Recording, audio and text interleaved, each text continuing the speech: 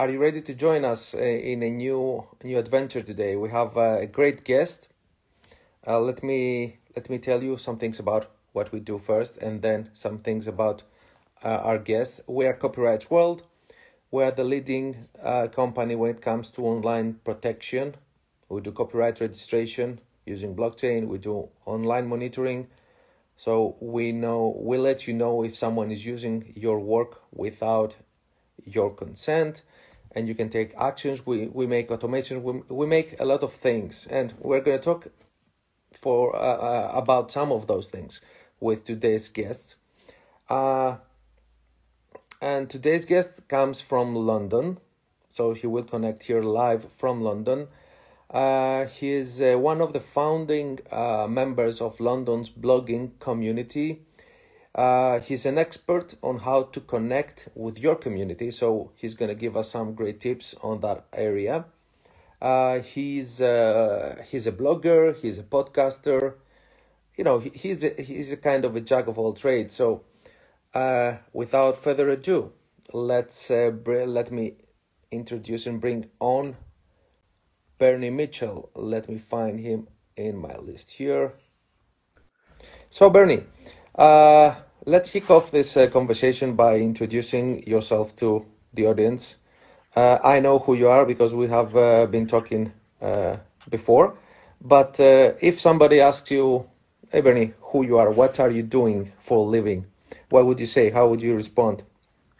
I never know how to answer this, but I'm going to give this answer, which is because I ask people, what is it? And they say you're just very good at connecting people and ideas. So, I have job titles and stuff, and I'm in lots of projects, which I'm sure we'll get to. But the thing I just really, really, really enjoy doing is connecting people with other people.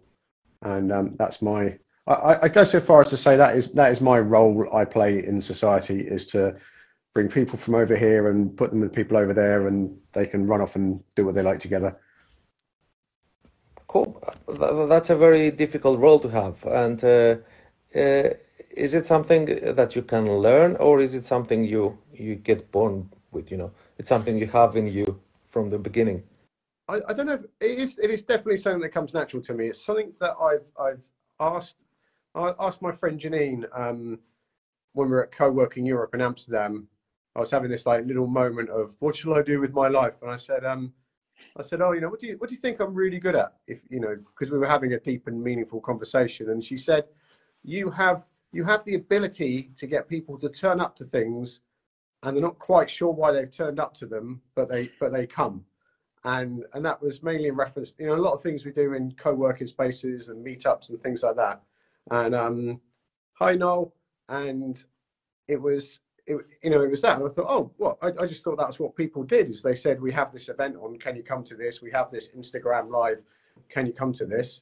And very often, just non-stop for 15 years, we've been running meetups in London, and sometimes I'm not quite sure why we're running those meetups, but 10 years later, and it is not just me, it's other people around me, obviously. So many companies, projects, events, and companies again have come out of that, and that's something I find really, really enjoyable. That's a very, very good thing to have. I mean, as your friend mentioned, it's very difficult to try to make people turn up for things they are interested in. So yeah. if you make them turn up into things that they even don't know why they're there, that's a big thing. That is fun. Hi Murray. There is the other funny thing is I got kind of criticised, a bit of a hard word, but people said, oh, bloody Bernie Mitchell, he introduces you and then runs away. And very often that's because I think these people should meet, and then I don't know what to say because I get suddenly become all introverted. But it's oh, Bob and Noel, you two should have a chat. I don't know why, but you'll work it out. And then I run away, and then they're left trying to work out why they're there for. And sometimes that goes wrong, but most of the time people work it out. So that's so it's like you see something there. You see something there that those two angles should meet for some reason. Yeah, some people have pulled me up and said you need to be add a bit more clarity to why people should meet each other. But it very often is not they can sell you that product. It's like, this person here, and I've become, I've started to say I have a gut feeling why you two should meet. And this person here has read 1984, and this person here likes Run DMC, and there's definitely a connection there. So you two should have a chat. And it's very rarely on a commercial basis. It's often all the maybe it's just a group of people I've gathered around me. They're more interested in their work than their business. Like there's a meaning behind why they started what they do, why they're driven by more than just making the cash register ring. They're driven by, a lot of people who run the workplace events. They're really interested in the research and the impact of the workspace on the local area, and how if they build many people are like, if I build a building and people can come and work in it, then they can start their apps, their Amazon stores, their HR companies, whatever they're going to do. They're making a place for people to design and build something, so, which is a different energy from like, I want to sell you a desk. True, true. What is it that, because you are involved into the blogging community of London, you're very active there. Uh, why you do it? I mean, what is it in blogging that makes you want to participate? Why not photography? Why not, I don't know, some other craft? The blogging thing. So the London Bloggers Meetup was started by my mate Andrew Bardry.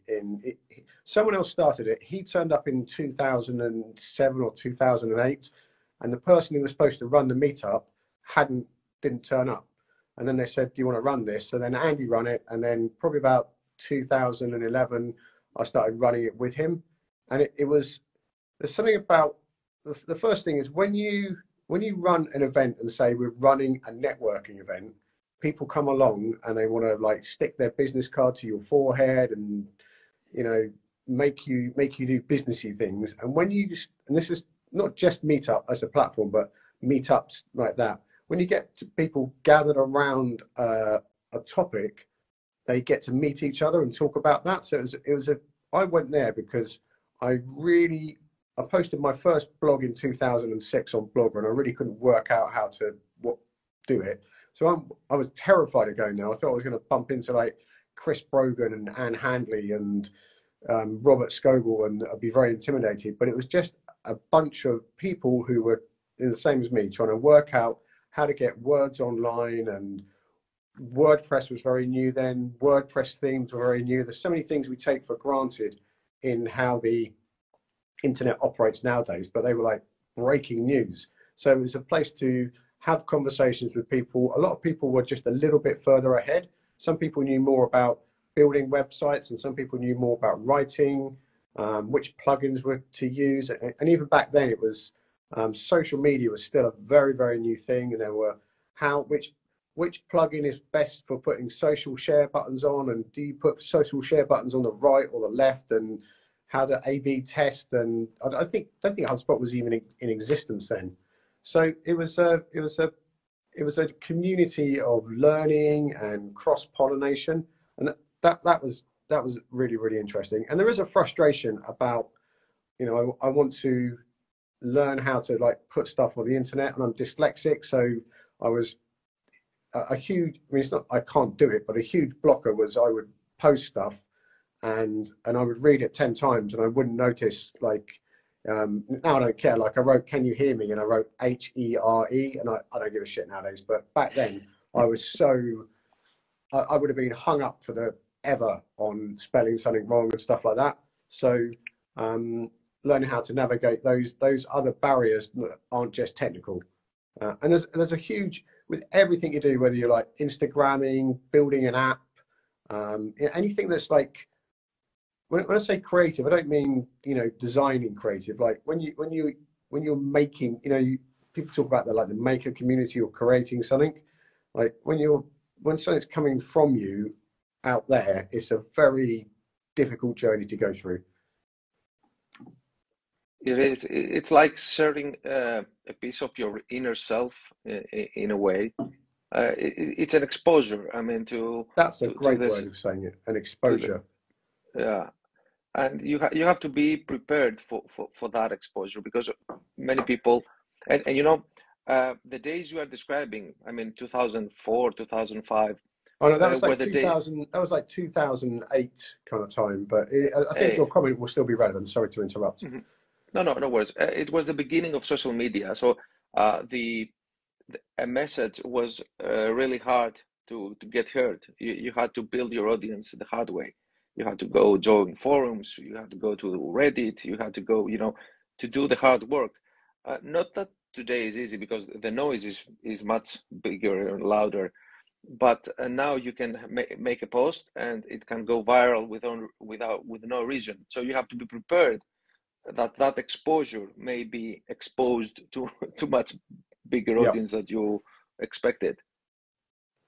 there was there's also there's the thing about the big thing is about finding your voice and helping other people find theirs. That's something I read in a book by Stephen Covey, probably about 2005, and that I didn't really know what it meant at the time. I'd like to say, oh, as soon as I read that, I knew that was my life's mission. But I thought that's really interesting, isn't it? I don't know quite what it means. And then looking back over my shoulder, a lot of it is, there's, and this is why I love co-working spaces so much. And like we did probably rather than riffing on finding your voice is saying something we actually did was in a co-working space called Mainyard. There was four of us that would sit around and we'd read loads of productivity books and we'd talk about productivity, and then we'd like sit at our desks and we were frozen. And after a while we said, shall we just go and sit in that meeting room in silence for 2 hours every week? And we sat in there and we said, right, what I'm going to write is I'm going to write a blog and put it on my website in 2 hours. I can do that. And we sat there like laughing like little children because it was the most silent we've ever been since school, probably. And then something.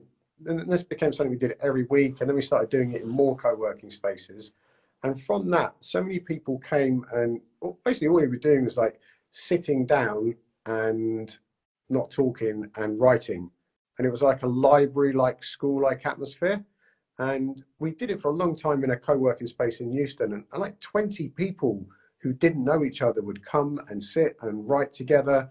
And we'd go around the table, and people from newspapers who were journalists would come, people whose kids had left home and decided they wanted to start a writing career, people who just had to come and find somewhere quiet to work, musicians would come, poets, people who were actually writing books. And the energy in the room with all those people doing stuff was amazing. And at the beginning, people would say what they were going to do. And at the end, people would say what they had done. And as people got to know each other, they'd say, I didn't do anything. I got distracted by Facebook and I was done. So I looked at my ex-girlfriend and my mother-in-law's new curtains, but I didn't get my writing done. And it became this kind of, not, self-policing, encouragement, accountability group. And that type of energy is, very hard to find. But when people come together, if you provide a place for people to get it together, and I think that is that's probably one of the best examples in my life of people finding their voice and, helping other people find each other's. Yeah, that word you said, the energy Yeah. that is is generated when people gather, just gather, without any focus or any subject to something in common. I mean, you go to the cinema to watch a movie, and you can do that at home as well, but it's something different. 30, 50 strangers sitting in a room enjoying the same movie and not even talking to each other. It's something that, as you said, it's an energy that connects all that. And especially when, have you ever been in the cinema where like something happens and everyone claps, or like you go to a Marvel movie and you're one of the, maybe it's like the first week of the Marvel movie, so loads of people have been waiting to see it, and they all run in there and they all clap and cheer, or some kind. It doesn't happen very much in England, but when you fly to, I know we go to Argentina a lot. We're not at the moment, but when we go to Argentina, people are really grateful to be back home. So the plane lands and everyone claps, and there's that kind of outpouring of collective community energy is amazing. I love Brené Brown writes a lot about this in one of her books. That's a thing I chase, actually, is that kind of unison. It's amazing when that happens, and I think that's the reason you have a thing with co-working spaces as well, right? It is that co-working is actually what I used to run networking like more than 10 years ago. I used to run two networking groups in London. One was called Tag Tribe, and it was the anti-networking group. And another one was like a breakfast and a lunch that ran every month, where people would get together, and it was a bit more formal. But then when I got into co-working around 2010, what I've been looking for, the type of connection I've been looking for in networking was in co-working, and it was sitting in a room with other people. Most of them are like micro businesses and freelancers and startups. Like, it's very rare you're sitting next to, the chairman of Shell or Vodafone. In fact, never. But just people being in a room, working together, sharing ideas. And there's something different about. I'm always fascinated by the relationship of lots of different businesses and freelancers and whatever they call themselves, independent economic agents, working in a big space together versus a group of people who all work for the same company. And I think one of the things is there's definitely people in the company environment that want to have their job. And I know nowadays I work for a company and I absolutely love it. But when there's a lot of people that have chosen, they're more in a position of, particularly in first world countries, they've chosen to start a business or they've chosen to be a freelancer, and they're all in it together. There's that kind of bond that is happening there as well. True. And just to give something to people to work with as well. And by all means, if you have any questions, people that are here with us, you can click that question mark into the app and ask the question you want, and we will try to address it. So if I want to gather people and I want to make it appealing for them, what are the things I need to take care of beforehand? How do I persuade them into coming to an event, even if that's a physical or a virtual one? So one is you have to make a very, very clear event description, and something I'm a big fan of, and there's some of my friends here, is what's called story brand. And it talks about making I'm going to say customer, but like the attendee, the hero of your journey. And so many things I see online is like, come to our event because we're great, and there's nothing there. And it's like, but then if you write the event description as, when you join this event, you'll learn how to, find out how to copyright your blog. This is important for you because, and if you don't copyright your blog, someone's going to nick it, and on and on and on. Why? What you don't want to be wasting time chasing lawyers in the city when you could have this plugin. So if that would be an event about something you do. So that will work really well. Whereas if it was come because we're great, it's not very interesting. It sounds like it's expressing credibility. And then the other thing offline, and this is what I do loads of. I just always invite people personally. So we love in all our projects, we love email newsletters, and email newsletters absolutely saved us in 2020, because when people stopped doing things physically, between like the freelancers projects and the co-working assembly projects and Meetup and everything like that, we have like more than 10,000 people on email lists that we can invite people to. And they're people that have given, I'm not sure they all want to hear from us, but they have definitely given their permission for us to email them. So that helped us say, what do you want to hear? So we email people, and then I will go around and message people one by one, on Instagram. And I deliberately don't copy and paste. I write, Carol, hope you're well. How's Charlie the dog? And we're having this event. It will be interesting for you because, and it's very, very, very time consuming. and then that little touch. Something I see other people do, and I've never quite got around to it, is like making a little video and sending it. Like you can use apps like Buongiorno, but being really, really personal. And everything we do is, is in the hundreds. We have done things that are much, much bigger, but anything more than 100 people, I feel like we lose touch with stuff. So it is great to say we had 800 people turn up to this, and there's definitely value in that. But that intimacy is very important to me. It is. It is. So, would you say that the best funnel to communicate with people primarily is the email, right? Yeah. And then you gotta hustle. You gotta go one by one, talk to them, and send a personalized message.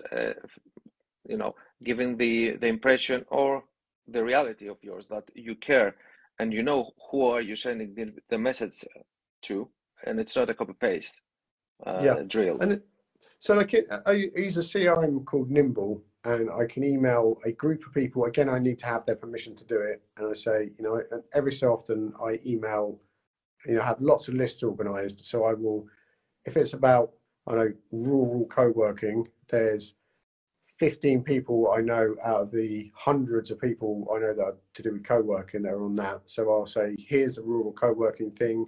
And I always say, like, any questions you have, like, really email me back, like, and make it clear. And every so often I send something by mistake, which is very, very embarrassing.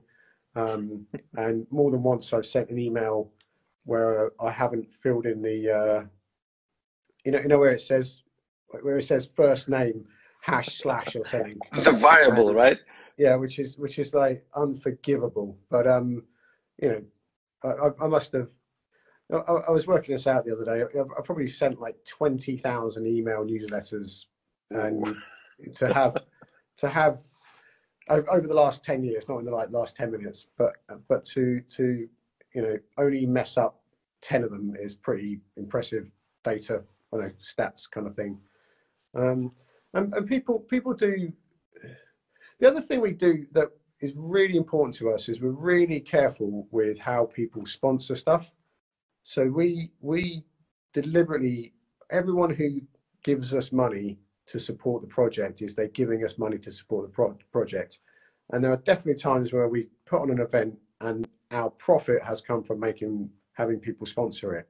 But most of the things we do, people are paying for the event to happen because our main revenue stream is not sponsorship. That probably like 80% of the money we get given goes to someone who's not us, the organizer, to make it happen, whether they're like staff or it's paying for equipment or things like that. It is to sustain the thing, and the value for us is in that group of people coming together and hearing that message, rather than how many people can we get in the room, and like horrible things like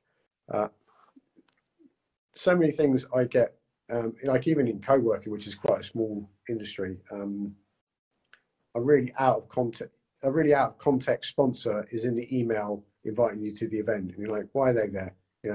And then you go and check, like, oh, they've just got $10 million worth of investment, and that's why they're blindly sponsoring things. And there's nothing wrong with doing this, but if they'd been a little bit more sophisticated about how they got into it, there'd be a relationship there rather than them occurring like a sponsor. There was one thing I went to, which was just one of the, I almost wanted to like ring up and save them, is it was a conference, and it was an online conference that was supposed to be offline. So it was an online conference, and there was a gap between sessions, and the software company had been sold access to the break session. So of course, like, there's like 100 people in the session, and it's like, and now here we are, Gold Star Software going to be hosting the break, and everyone just went off to eat, and there was no one online, and the poor guy there was like, oh, hello, if you have any questions about Gold Star Software, we'd be happy to ask. And the awkwardness, was just too much. But that, as you can tell, like, I don't like it when that type of missell happens. Yeah. It all has to be relevant, and it all has to be interesting for the audience, uh, because that's the way it works. I mean, no one has time to see something that it's not interesting to them or of any value. Uh, as you mentioned before, you mentioned the example of something we will run pretty soon about copyright and how bloggers react to copyright and how interested are in protecting their blogs and their creations. And of course, as you know, we as Copyright World, we create the tools for the creators to be able to protect and monitor their work online. Uh, in your view, and while you hang out with a lot of bloggers, do they really care? I mean, is it first of all, let's address that. Do they care about if anyone is stealing and using their content without your consent? I think I think it's one of those things that you don't know you need it till you need it. So I like every year I hear. I'm always surprised actually. Excuse me. I'm always surprised every year I hear someone in the community post like, I can't believe these people have copied my website, and I can't believe it either, because it is like they just copied and pasted the website and changed the name. Um, and so that is unbelievable, you know. And it's not like Bolt copied Uber, you know. But they're two slightly different offerings, and the energy of Bolt is way more positive than the energy of Uber.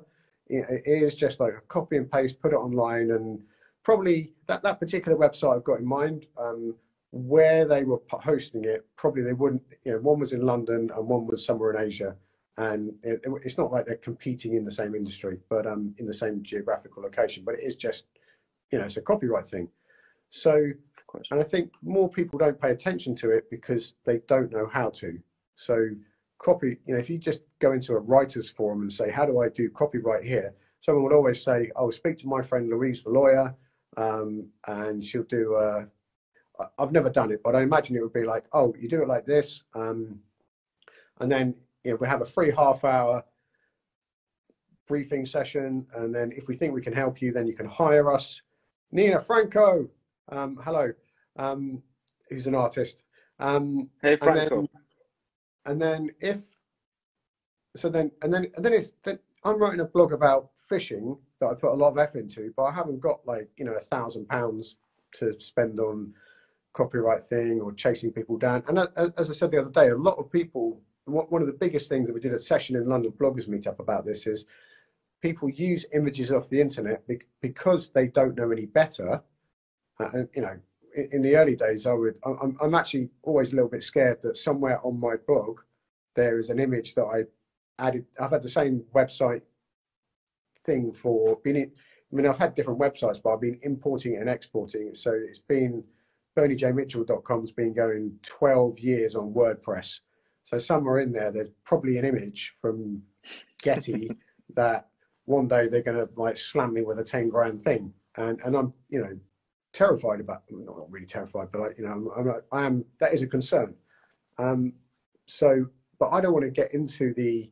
I'd rather let my copyright go on my content because I know I wouldn't be able to pay someone 10 grand to chase down. Sure. You know, whereas if there's a, you know, like copywriters will, so blog, what's the name of the app? The Blog Passport. Blog Passport, sorry. Because every time I say it, there used to be this, the guy who now runs the Unmistakable Creative used to run a thing called Blog Talk. And All every right. time I say your thing, I want to say Blog Talk, and that's why I stall. And so, you know, so something like Blog Passport is, you know, I saw the link. I read all the comments on AppSumo, and some people are like, "Oh my God, you know, this took me ages to set up." But it's like, you know, even if it takes like 3 hours to set it up, which I don't think it does, but if it takes like 3 hours to set it up, you're set for life. And it's a very complicated, you know, piece of stuff that will protect you going forward. It is. It is. What we'd like to say to the people that contact us is that You have to think of copyright protection like it's an insurance for your content.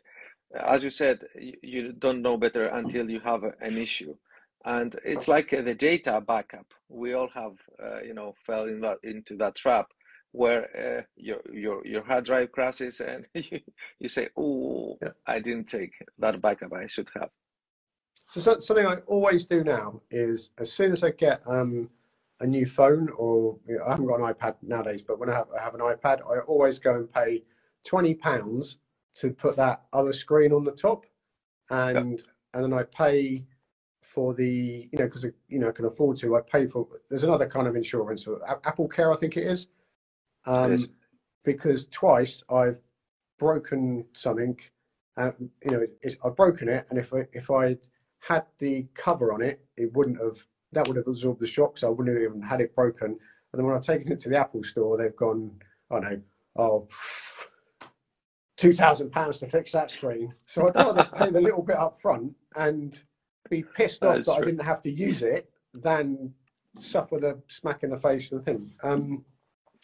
But it is so you could say, I don't know, and oddly, maybe this is some kind of universal energy. Every time I have that cover, I never end up using it. But if I don't have the cover, I'm going to have to use it.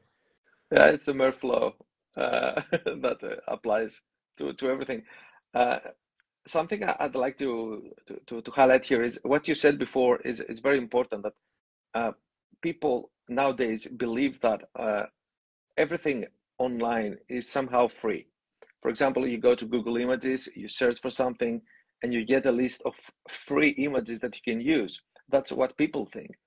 And that's not the case almost never. I mean, all those images have someone as a creator, and you have to get permission to use it. And the same thing happens with blogs. They have this notion that if I mention who is the owner or the source, then I can use that data, I can use that work in my blog or in my, whatever. And that's not the case at all. You can't use work created by anyone if you don't have the permission, unless they have mentioned, they have specific rights given, open to the world, where something you can do now with the Creative Commons Mm-hmm. and a lot of stuff. So uh, in the case of the bloggers, I believe it's something they need to be taught to take care of, and they need to move ahead of the old ways they used to. I mean, if you needed to copyright protect something in the past, you need a lawyer, you needed I don't know, to go to the US Copyright Office to do the application, wait to a couple of months. But that's not applicable nowadays because creators are creating using this phone, photos, images, lyrics, poem, everything, and they do it every day. So the amount and the speed must be, equivalent to the creation speed.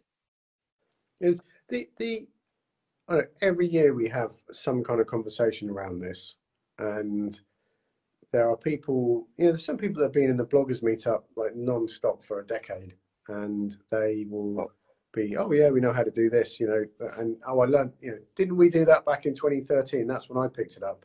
And so I'd seen Creative Commons around, but I got to understand it by sessions run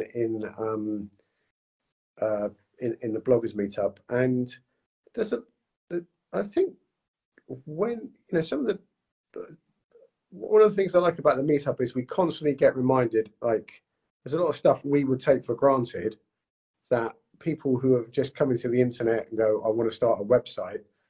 There's even more choices now of web platforms, because it used to be kind of like Typeform, Blogger, WordPress, and then you jump right up to like Joomla and things like that. I can't remember the other one, or custom CSS. And now there's Wix and Webflow and Squarespace, and even to see web building platforms advertised on the tube is like, oh wow, the whole thing's really advanced now.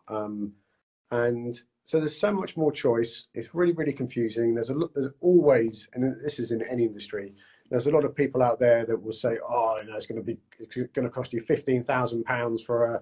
The amount of times I've sat in meetings with with a client, and they have like a pretty standard WordPress website that they paid £15,000 for, but it's been set up so that every time they need to post a blog or make a change, the agency charges them something, and that's how they make their money. And so why are you doing that? They've been missold something. There was one meeting I sat in, and I was like a consultant doing all the marketing, and there wasn't a blog or the website, and the web guy, the web agency came to the meeting, and they were like, I said, so what do you think? We were all trying to be passive aggressively nice. He said, oh, so Mark, what do you think the best thing is for this? And he goes, oh yeah, content's really, really important. And he raged on about how important content was. And I said, so like, can we get a blog section put on the website? He goes, of course we can. I said, so why wasn't it there? If content's so important, why wasn't it there from the beginning? And they said, well, you didn't ask. And it's like, well, why didn't you? If it's so important, it must have popped up in conversation. And so how much? It was like another £1,500 to add the blog module to a website, which in my view is just like a given in 21st century websites. But and I just said, you could have someone. It's not even had someone do it cheaply. Someone could set you up a proper WordPress website that was very, very secure on some like WordPress engine for £500 with an off-the-shelf theme, and it might not look as cool as what you got now, but it would function even better. I think I went off point there, but was that where we were going? No. Sorry. Yeah. No.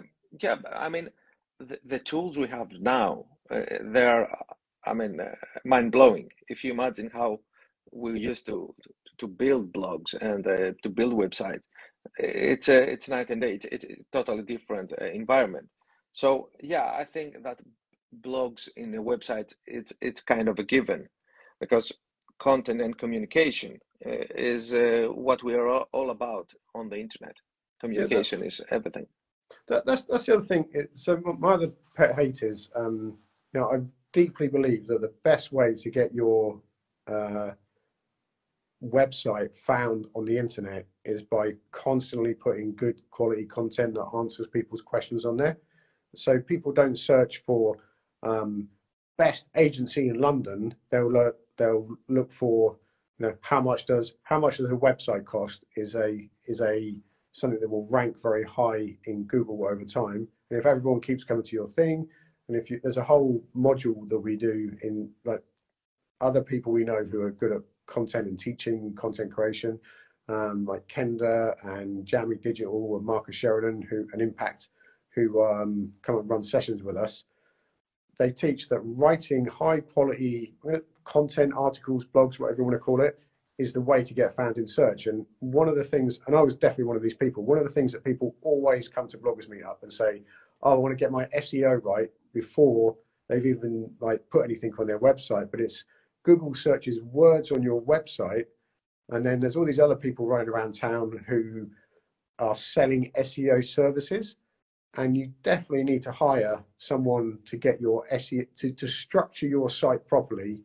I mean, this is if you're a business, and you have competitors. You definitely want your site to be structured properly, so it shows up properly in Bing, Google, Yahoo, whatever you're using. So there is a technical need for that, and there is a need to maintain that and check that it's always working. And different things, different updates will happen, so you do need that. But if you never do that, but blog every day, really high quality stuff, your website will still go up. And it's not about being number one in Google, because people pay for that. It's about being found consistently in search engines and the way the snippets show up nowadays, and being able to answer questions. And your questions will show up in the first page of Google more than your website. That is true. And what you mentioned before, it's all about the content at the end of the day, because even search engines now are so sophisticated that they don't look, okay, you have to have your SEO right, okay, the title and the keywords inside the text and stuff. But nowadays, the search engines have become so sophisticated that they're looking into the context of the whole thing. And if what you write is valuable to the question, because every query, every search is a question at the end of the day. So do you answer to that question? And that's exactly what Google wants to do. Wants to keep you as little as possible on their sites, and you click and you find what you were looking for. So by answering questions, maybe it's the best strategy. You can go there. There's a book called They Ask You Answer. If you type Google They Ask You Answer by Marcus Sheridan, there's a book, and there's a load of other like blogs and stuff around that. And you know, I listened to Marcus on a podcast in 2011, and he just said this is how we saved our swimming pool company. Is instead of saying how great we were, we answered people's questions. So I heard that podcast in 2011, and you know, I've got to know Marcus over the years. And every few years, you know, I'm chatting with him, and I say, you know, so how much is that blog post? How much has it made so far? And last year we were doing a podcast together. I said, so how's the post doing? And he goes, so we posted that in May 2009, and it was about May 2020 that we were chatting, and he goes, we have tracked $10 million worth of sales from that one blog post, because that is what people, and that is only what they've tracked in HubSpot. So they've been using HubSpot for nearly 12 years now, and they were one of the first big, they were one of the first small HubSpot customers that became very, very big. So how much is a fiberglass swimming pool? If you type that into Google now, they'll still come up number one. And he said, but that's what we've tracked in HubSpot. So where we've posted that other places and people have copied it and sent it around and stuff like that, I estimate it to be near a 50 They don't know. And Amazing. What's really funny is he would then go to conferences for fiberglass swimming pool people and say, listen, we were about to close our company, but we started doing all this content stuff, and this is how we did it. And he just teach. He's a very generous guy. He would just teach us at conferences, and people would come along, and like 2 other people in his industry did anything. And now, that's not even as many. He runs an agency now. He's a silent partner in that business, and River Pools is going around buying up these companies that didn't do anything with their marketing in the 6 years ago. So very soon they will be the largest. What a boast! They'll be the largest fiberglass swimming pool company in the world, because they started blogging in 2009. Wow, what an amazing story. Amazing story. I think the issue with this tactic is that you should have patience, and people don't have patience these days. They want fast results. They want, to monetize, to start today and monetize tomorrow. And patience is a big part of this strategy. You have to be valuable, you have to be consistent, and you have to be patient. You have to wait. I deeply believe that, and it's taken me a while. I always thought that was a good idea, but it's taken me a few years to go, oh, that is exactly how you should do things. Because there's people like co-working in London really started to kick off in 2013, 2014, and I was working with some co-working spaces in London, and I was like, I've always been full of the answer people's questions on your website thing, and you've got to blog all the time and all this type of thing. And there's some companies where all they've done for like 10 years is posted one blog a week and sent one newsletter, and they've like stacked the bricks and they haven't done anything glamorous or crazy. They're just very, very consistent. And now they show up very high in Google. I mean, there are other search engines, because they've built that authority over time. And there's other places who, every time a new social platform comes out, they drop everything over here and they get involved in that, and they start and they stop and they start and they stop. And they should have more authority than these people that just blogged and sent newsletters every week, but because they're a bigger company, but they haven't got it because they weren't consistent. And it's incredibly unglamorous, but that very like show up every week, do something, and the content and the connection has to be in the actual, words or videos or podcasts or whatever you're doing. But that definitely wins the race. And there's another example. It will come back to me. Sorry, but it's that type of thing. All right. Cool. So we were talking about bloggers, we were talking about co-working spaces, services on top of them, and what we're describing actually is the creator economy. And Yep. it's since we are in the Creator Economy Network podcast by Copyright's World, I would like to ask you why you believe this universe, the creator economy universe, is booming right now. Why the time is right? What Um, happened? because like technology, there's lots of people running around going, oh, the robots are taking our jobs, but there's a lot of things being automated. Like even just the things we've spoken about in this podcast, or have made it much easier. So the barrier, this is both a good and a bad thing, but I think it's overwhelmingly a good thing. The barrier to entry is very low. So my son has a YouTube channel.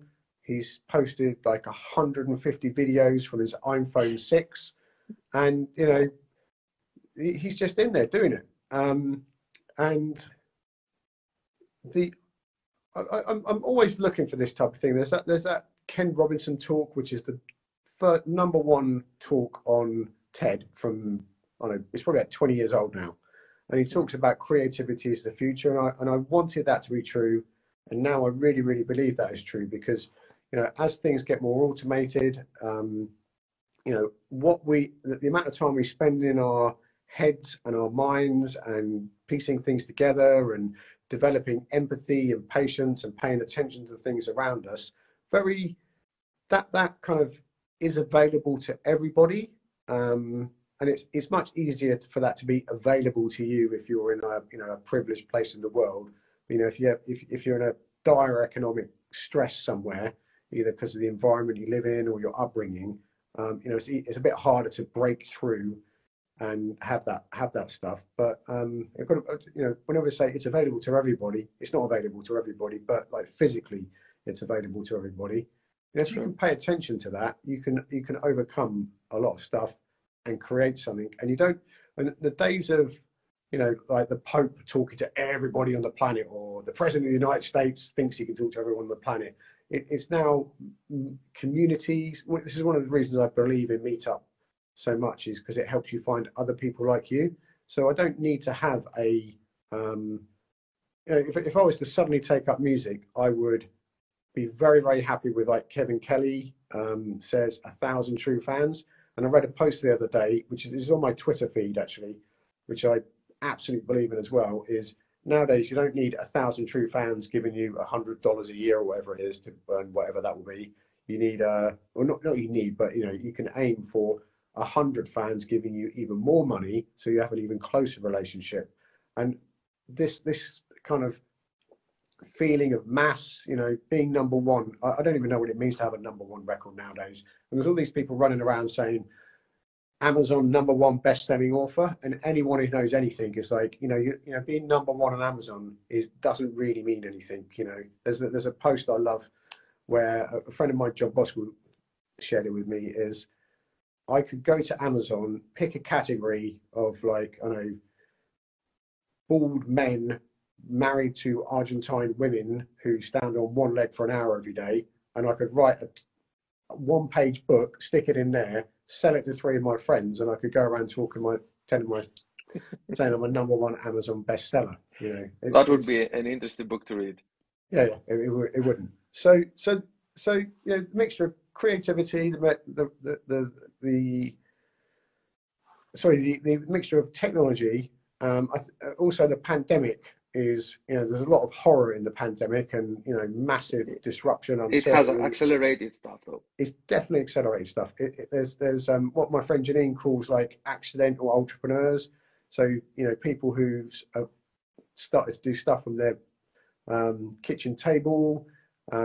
People who have had more time to, you know, think, oh, I've always wanted to do that. You know, I have friends who always wanted to start an Amazon store, and they've been furloughed, so they get into it and they have time to, you know, spend the 10 or 20 hours it needs to learn that. You know, I've got a friend like making $5,000 a month selling eyelashes on Amazon, and the opportunities there are endless. It is, but also you have to. I think this is the differentiator. It's like people that can be bothered to go and find out about how to do it and like put in the time, because it's, you know, we can say like that. Oh yeah, you could start a business doing what you love, but the reality of like flicking a switch on YouTube and putting in I mean, the one everyone says is like 10,000 hours from Malcolm Gladwell's book, but if you put in 10,000 hours on YouTube, a real life example of this is my friend Cole Gray, who on YouTube has it's called Pixels Inc. And about 4 years ago, he started a YouTube channel teaching people about design, partly because he was just sick of people picking his brains over coffee in Edinburgh about how to design. So he just made loads and loads of videos. He now has, I'm going to say there's like 50,000 people following him on YouTube. It's taken him 5 years to get there, and his confidence was like a bit shaky to begin with, and quickly was like, oh, I can do this. So he pushed through the inconvenience of having no confidence about doing it, and he got people around him to, you know, like me and other people that a lot of those people that supported him early on are the people that run the sessions in our bloggers meetup. So we had a community saying, you know, go on, Cole, you can do it. And now he has a new set of problems at 50,000 followers on YouTube, and his business has grown, so he has more people working for him, and you know that's a pain in the arse in many ways. But you know, it's only taken him 5 years to grow from him and a part-time employee to a thriving business and YouTube. And YouTube is his main source of, he's helping people and he's getting clients. And I said that in about a minute, but that was 5 years of pain, agony, and sticking with it. It's the overnight successes that took 5 or 13 years to. Yeah, I love that. I think happen. I'm about 7 years in, so I'm hoping it will drop about 2026 or something. Good. And the thing you mentioned before, the accidental entrepreneurs that happened during the pandemic. I believe that one of the main differentiators nowadays with the creator economy is that people get into the creator economy with the business mindset, something that didn't happen before. I mean, I was starting a YouTube channel, and it was becoming a business because somehow it was becoming, popular. But now people go and start YouTube channels with a mindset to turn that into a business, which is a big differentiator factor for me. Yeah, I find a lot of this. There's on Creative Live, which is a platform. There's just tons of stuff. I've been on that for years, and I've learned so much off of that. And it is a group of people like Shavina. I can never say his name right. Like the guy who is the Unmistakable Creative. When he flipped that from Blog Talk to Unmistakable Creative, there were so many podcasts, and read his books, and I found them really useful. It's not a path I took. There's also Jessica Abel. Wrote a lot about overcoming kind of creative procrastination and stuff like that, and she's run courses. So it's not a path I chose to took, but I took those courses and really enjoyed them. And a thread coming through there was it's okay to create art, whatever that may be, and get paid for it. Because there's this myth of like, if I'm not alcoholic and I'm not starving, I'm not really doing it properly. It's like, why would you screw up your whole life to maintain this facade of like Ernest Hemingway, right? When you can, live in suburbia, make paintings in your garage, and not have to suffer for ages, and it is, here's your permission to follow. I don't even want to call it passion, follow a path and develop yourself, creativity, and make money from it. And I'm trying to remember who it is. Someone talks a lot about why would you. It's in that group of people. It's like, why would you work for 50 years earning like £150,000 a year in a job is shit and you hate, but you go there because you need to have money, where you could be online making with a YouTube channel and earn 80,000 a year, and it's that level of satisfaction, that I hope that's something else that will come from the pandemic, is because companies have grown massively. Like Scott Galloway tracks us a lot in his podcast and his books, but just being satisfied with There's another course which is 30 by 500, and it's like if you can have, it's a formula for earning like 150 grand a year, making your own thing, and that is not an insignificant amount of money. And if you're earning $150,000 or euros, you're still probably in the top 10% of earners in the world. But we think Sure. you need to be Apple, you know? Yeah, yeah, and that's something that I had a conversation in our previous episode with Harley Jordan, and she said that for the first time this year, the searches for how to create a job, how to create a business, surpassed the how to find a job on the Oh, I'm internet. so So delighted to hear that. yeah, it's a switch on the minds of people that is turning as we speak, and of course the pandemic has accelerated that process dramatically. Yeah, there's a phrase going around a lot.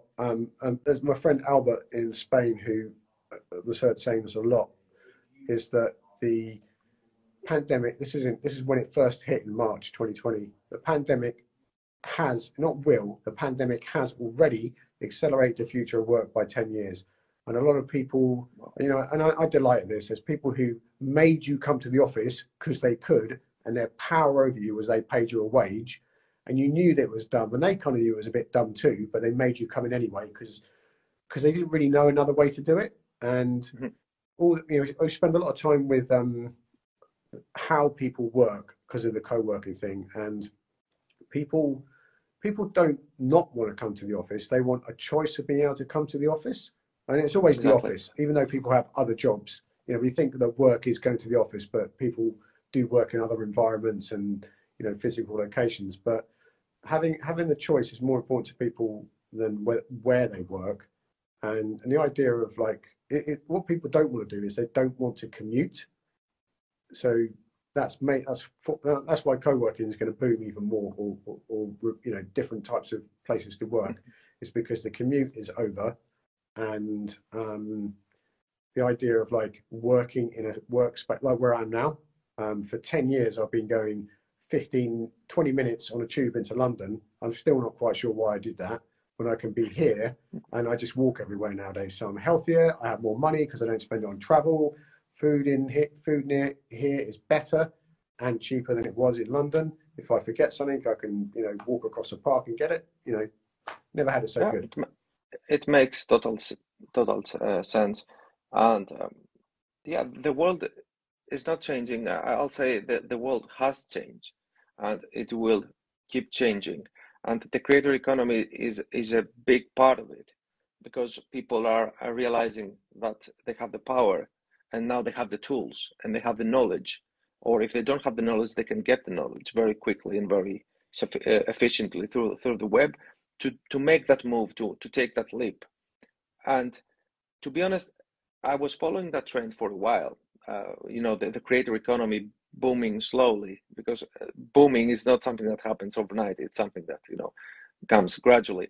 And I did realize that this was a big thing when I saw big platforms like Twitter, like Facebook, like platforms that live from the content we produce, because they're just platforms. They don't produce anything. Uh, they are trying to find their place into that new world. What's their role?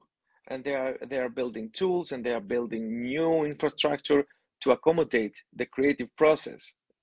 I'm sure you have I seen I, that. And I find it really really exciting, and it's kind of a world I craved 10 years ago, and at least half of what happens nowadays, I didn't you know it, I didn't even realize it was possible, and now when I see it, I go, oh yeah, obviously, but it's sure. oh yeah, and I think that's creative as well. It's like how you design something and come up with like technology things to make things happen. So it's not all the creative stuff is not always about I have a paintbrush. It's about solving problems and building things. And one of the something as you were saying there, something that definitely jumped in my mind is that is probably the not even probably that is the biggest purpose of why we do the podcast meetups and why we have the art club meetup and the write club and the bloggers meetup, is that they're always free to come to, and it's so people can come and find out about stuff, and then for people to have the door open for them, and to have those conversations, to save them like searching and online and talking to people that might rip them off and stuff, and like sharing ideas, because it's like most of what we do is very entry level, and if we can give people a sense of confidence and security and point them in the right direction, and very often it's other people pointing each other in the right direction to that creator economy stuff, because there's so much stuff you just don't even know exists yet, and that's why it's really important to keep those meetups going like that. It is, and people should connect and should meet in person. We love that virtual thing, but as we said before in this conversation, the energy doesn't come out too much, during these virtual events. You have to be in the same room. You have to see the other, and to feel that energy in the room. So Mhm. can I say one last thing about that? Sure. So so after being a freelancer for like 100 years, some friends, we formed a company, and we worked for a year online without meeting each other. And then we finally did meet each other in person. The energy in all our work shifted, and that is it was we didn't sit around crying when we met each other, but like there was such an important move to meet in person. Everything was going well, but it just really took off when we saw each other physically, and it made me appreciate that in-person thing even more. So just had to get that in. I've realized that as well, because I work with remote teams all the time. But the moment you meet in person, everything changes, and that's magical, and that's what makes us humans. Yeah. Cool. We've been talking for more than an hour, and we can be talking for I a know. lot of I'm hours. trying to find a way to finish it off. I do this in my own podcast. We have to just stop talking, and No. It's so interesting, and we can, we have so much topics we can reach it to. But just to, to do a kind of a closure. What are you doing today? I mean, I know you have been into co-working and into blogging and into a lot of things, and your power, your superpower is getting people together. You are the glue that puts people together. But what are you doing today, and what do you want to leave people with, they listen with? What's the one to me, thing you do today? what am I working on? Like, how am I going to spend my day today, or what's my current role? Both. Both. So when I hang up here, I'm going to jump on another call with every Friday. We have the co-working assembly. I'm going to call it like a stand-up. We have like an hour-long call, and there's people. In the European co-working assembly, there's people that work on lots of different projects together. All of them are like self-funded, and we just check in every week, like, oh, how's this going? Do you know someone that could do this? And oh, I didn't do. Maybe you turn up and say I didn't do anything this week, or this week I'm going to podcast with this person about that, and then that we can put that in the co-working library, and then we do this conference, the co-working symposium, we can talk about it there. So it's like a check-in, and all of us, some of us earn money from things we do from that, but it's not our job. It's our, it's our kind of keeping the whole thing going on. And then it's like an accountability thing. Yeah, it is. It is. It is definitely an accountability thing. But we didn't set it up as an accountability thing. We're very kind of like, so dude, what's going on? If anyone's watching this in that call, they might punch me now. Then I'm going to talk to my friend Sean, and we run a podcast in London called the Tech London Podcast. And the Tech London Podcast, Tech London is a Slack channel that my friend Jonathan created in 2014 when Slack came out, and that is like 9,000 London. I'm sure some of them have moved in other places in the world now, but it's like 9,000 people who are in the tech community in London, and most of them are startups, and some of them have been in there long enough that they've gone past the startup stage. And we have a podcast which is multi-hosted, so we want to get a very good representation, because in probably in a lot of places in the world, but tech is a very like privileged white male dominated industry, and we're making a huge effort to show that other people are doing tech things. So that's our biggest drive for 2022, is to make sure that people see other people like them doing things like this, like hosting things and making things happen in tech. And I've just blacked out after that. And then we're, How do people get to host one of those podcasts? if anyone really wants to do that, they can get in touch with us. But we've got like 5 people who are going to produce one podcast a month, and more if they can. We're going to focus on 5G and smart cities, because if we talked about tech and investment, it would get very boring very quickly, and there's definitely people out there doing a better job than that. But the way we just move as communities, and we said a lot in this podcast that so many things have been accelerated as a result. So of the pandemic. So a lot of people have stopped coming into cities, and there's still, like, in where I am here in Redbridge in London, there's 400,000 people and 2 co-working spaces. And in the city of London, which people listening to this will recognise as like where St Paul's Cathedral is, there's probably like 500 co-working spaces, but only 3,700 people are actually resident there. So the way we live in cities has dramatically shifted. And then smart cities are very, very exciting, and the technology is amazing, and you can geek out about it. But there's definitely a sinister state surveillance, tracking every move, matrix type thing going on there. And we worked out that 5G and smart cities affects all technology. So there's not just stuff that you can, not just fintech, which is a big thing in the city in the UK at the moment. So that's where we're going with that. Did that answer your question? Sorry, I thought I went off on a tangent. Yeah. So you are into podcasts, you are into other groups, you are into things that create communities. So we get just to the first thing we started talking about how you love to be part of communities, to create new communities, and to bring people together. Yeah. That's good. And then, Amazing. sorry, go on. No, that's amazing. I mean, it's very fascinating how everything you do have that in the middle.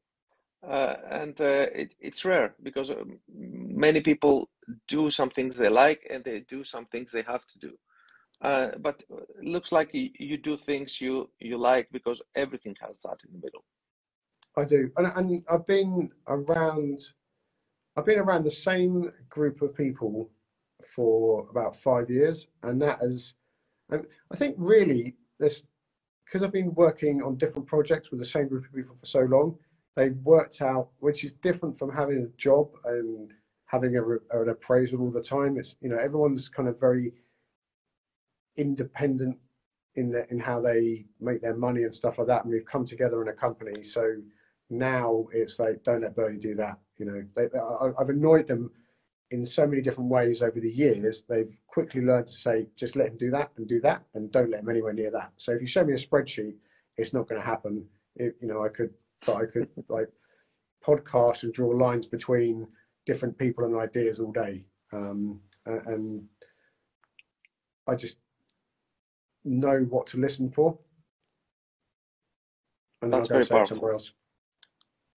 That's very powerful to know your strengths and your weaknesses, and to always lean on your strengths. That's how you grow. Yeah, it's a lot of, again, that's an example. It makes it sound very simple, but that is like 10 years of non-stop reading, working, being part of things, Sure. Asking people for help, crying, working with coaches. A lot of stepping on my own hand grenades that are blown up in my face, and that kind of and just having the courage to say, if I do that, I'm just telling you here, if I start doing that, I will annoy the hell out of you. So can you find someone else to do that? And there's a risk they'll go, well, if you're not going to be able to do it, we won't be able to do anything. And that has happened, but it's better that's happened than I've opened a door and gone and tried to work on. A long time ago I started working on Upwork, and I really wanted to be this amazing copywriter, and I found it so hard. And I know there's people working around Upwork that are like, I wish I'd never met Bernie Mitchell because I took on stuff that I just wasn't capable of, even though I was willing to have a go. All right.